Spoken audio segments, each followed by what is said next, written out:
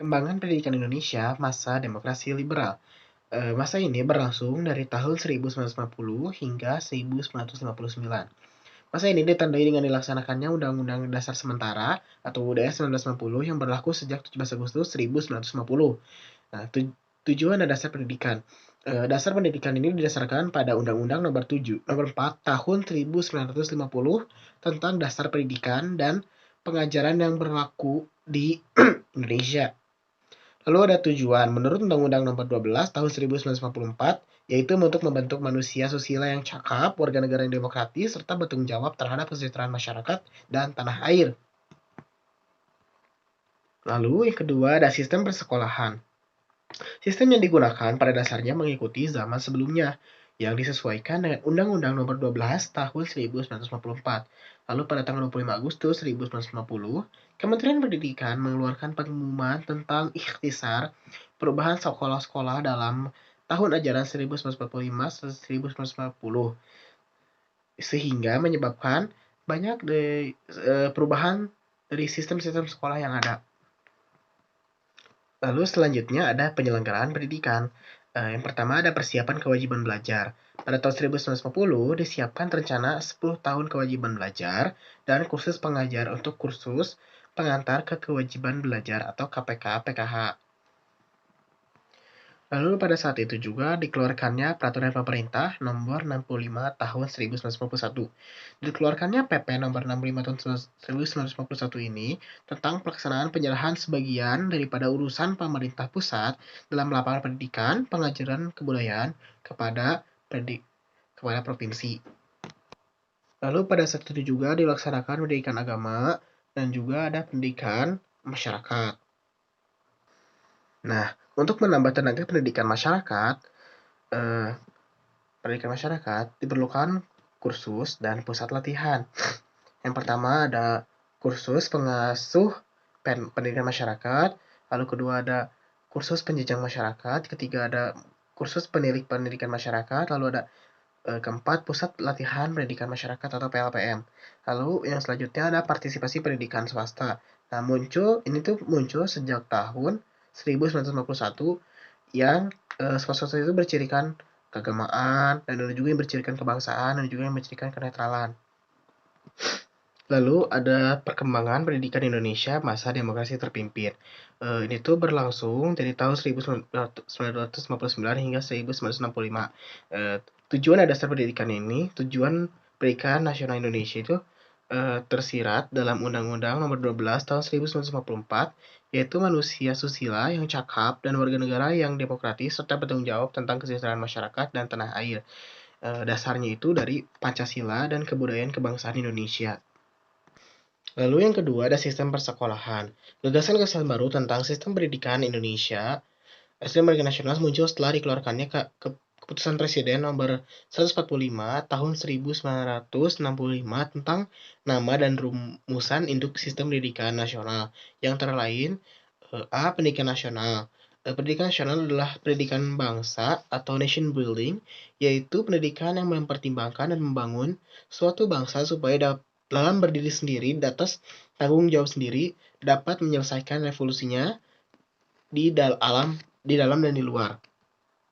Lalu pendidikan nasional Indonesia. Pendidikan nasional Indonesia adalah pendidikan yang secara spiritual membina bangsa yang berpancasila dan melaksanakan Undang-Undang 45, Sosialisme Indonesia, Demokrasi Terpimpin, Kepribadian Indonesia, dan merealisasikan ketiga kerangka tujuan Revolusi Indonesia sesuai dengan Manipol yang itu membentuk Negara Kesatuan Republik Indonesia.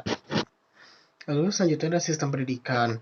Terdiri atas unsur-unsur dasar atau asas, tujuan, moral, pendidikan nasional, pancawardana atau pancawardana, lalu ada pengembangan khusus dari pendidikan nasional, pelaksanaan pendidikan nasional, politik pendidikan nasional, struktur perguruan atau persekolahan dalam rangka pendidikan nasional, kurikulum pengurus persekolahan dalam rangka pendidikan nasional, politik pendidikan nasional, metode didaktik perguruan atau persekolahan dalam rangka pendidikan nasional. Berdasarkan unsur tadi, maka diusulkan konsep persekolahan yang terdiri atas TK, SD, SMP, SMA, universitas. Lalu ada penyelenggaraan pendidikan, diselenggarakan dalam bentuk sabta usaha tama, pancawardana, Panitia Pembantu Pemeliharaan Sekolah dan Perkumpulan Orang Tua Murid dan Guru atau POMG, Pendidikan Masyarakat, dan Perguruan Tinggi. D. Pendidikan Masyarakat. Berdasarkan Surat Keputusan Menteri PP dan K nomor 4223/Kap/1951 tentang Jawatan Pendidikan Masyarakat. Ada 9 poin yang intinya merencanakan pemimpin dan menggiatkan pemberantasan buta huruf dan kursus, mengikuti, membantu, dan mengusahakan buku-buku dan gerakan pemuda, mengawasi pendidikan luar sekolah, dan membantu kemajuan kaum wanita. Jawatan Pendidikan Masyarakat berubah menjadi Direktorat Pendidikan Masyarakat pada tahun 61 dan pada tahun 64 berkembang menjadi 16 PLPM Kewanitaan. Perguruan Tinggi. Menurut UU nomor 22 tahun 61, perguruan tinggi bertugas menyelenggarakan pendidikan dan pengajaran berdasarkan kebudayaan kebangsaan Indonesia dengan cara ilmiah. Penyelenggaraan perguruan tinggi ini dilakukan oleh pemerintah dan badan hukum swasta berdasarkan Keputusan Menteri Perguruan Tinggi dan Ilmu Pengetahuan nomor 62 tahun 63 tentang penghapusan biaya kuliah di perguruan tinggi negeri. Dan ini hanya bertahan sampai tahun 64. Perguruan Tinggi Pendidikan Guru didirikan pada tahun 54. Di situ sempat terjadi konflik di antara Fakultas Keguruan Ilmu Pengetahuan dan Institut Pendidikan Guru atau IPG. Pada tahun 62 kemudian Presiden memanggil wakil BK Senat dari masing-masing pihak. Dan akhirnya pada 3 Januari tahun 63 keluarlah Keputusan Presiden nomor 3 tahun 63 tentang peleburan FKIP dan IPG menjadi IKIP. F. Ada kurikulum. Yang pertama ada kurikulum SD. Pada tahun 68, kurikulum SD terdapat 5 prinsip, yaitu integritas, kontinuitas, kebangsaan, nasionalisme berdasarkan Pancasila, dan sinkronisasi. Sedangkan prinsip umum pembinaan kurikulum ada 3, yaitu pemilihan kriteria, bahan atau isi kurikulum, prinsip didaktik dan metodik, dan sistem evaluasi yang menyeluruh, kontinu, dan objektif. Yang kedua ada kurikulum SMP. Pada tahun yang sama terbentuk 3 struktur, yaitu 1. Struktur pembinaan jiwa Pancasila, yang kedua kelompok pembinaan pengetahuan dasar, yang ketiga kelompok pembinaan kecakapan khusus. Yang ketiga ada kurikulum SMA. Terjadi 3 kali perubahan, yaitu pada tahun 52 di salah satu SMA di Bogor yang terbentuk menjadi 3 bagian, yaitu bagian A terdiri atas sastra atau bahasa, B ilmu pasti dan alam, C ekonomi.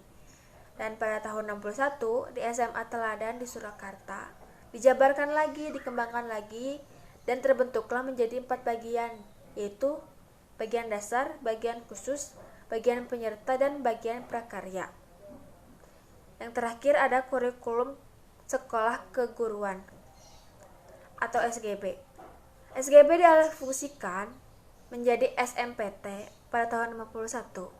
Kemudian pada tahun 58 dikembangkan lagi menjadi SGP, SGPD, SGO, dan SGTKG. Perkembangan pendidikan nasional Indonesia merdeka pada zaman Orde Baru. Haluan penyelenggaraan pendidikan dan kebudayaan ditetapkan melalui TAP MPRS nomor 22 tahun 66 yang memuat 7 pasal. UU nomor 12 tahun 54 dan UU nomor 22 tahun 61 masih berlaku, tetapi mengalami perbaikan melalui TAP MPRS nomor 11 tahun 66 tentang tujuan pendidikan. Struktur persekolahan pada dasarnya masih mengikuti struktur lama, akan tetapi telah banyak disempurnakan. Adanya kurikulum sekolah kejuruan pada tahun 67 dan langsung diperbaharui setahun kemudian. Nah, teman-teman, terima kasih atas perhatiannya. Sekian dari kelompok kita. Wassalamualaikum warahmatullahi wabarakatuh.